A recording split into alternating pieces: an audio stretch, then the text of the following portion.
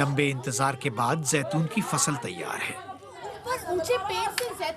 فلسطینیوں کے لیے یہ جشن کا موقع ہے، لیکن زیادہ دیر کے لیے نہیں۔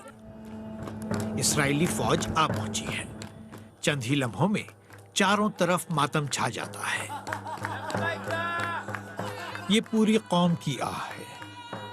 یہ فلسطینی جدوجہد کی کہانی ہے، مقبوضہ علاقوں میں زندگی کے ہر پہلو کی ایک جھلک۔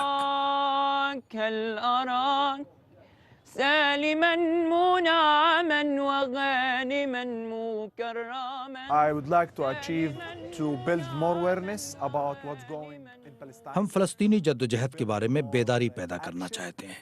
جب لوگ فلسطین کے بارے میں سوچتے ہیں تو ان کے ذہن میں ایک ہی تصویر ابھرتی ہے۔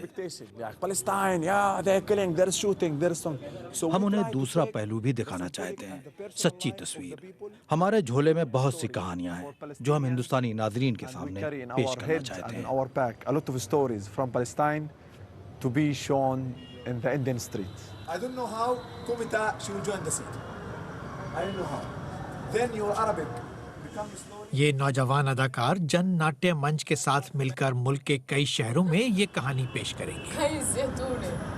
مہمان صرف عربی بولتے ہیں اور میزبان ہندی۔ اسٹیج پر دو زبانوں کا یہ امتزاج آسان نہیں ہے۔ ہندوستان فلسطینی جدوجہد کا پرانا ہمدرد ہے، لیکن مشرق وسطیٰ میں اس کی پالیسی اب کچھ بدلی ہے۔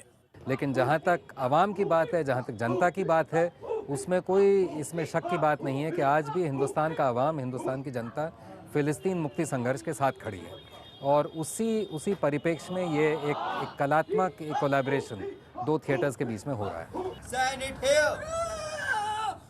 یہ تھیٹر گروپ ایک خواب لے کر آیا ہے جو مقبوضہ علاقوں میں عرصے سے دیکھا گیا ہے۔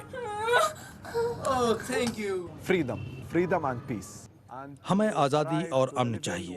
ہم ایک ایسے مستقبل کا خواب دیکھتے ہیں جہاں ہم بغیر کسی چیک پوائنٹ کے آ جا سکیں، کام کر سکیں، جہاں ہمیں ہر موڑ پر اپنا شناختی کارڈ اسرائیلی فوج کو نہ دکھانا پڑے۔ And I have to show it to the Israeli soldier in the army and to,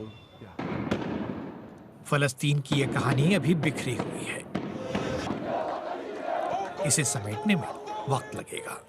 Sohail Ali, BBC news, Delhi.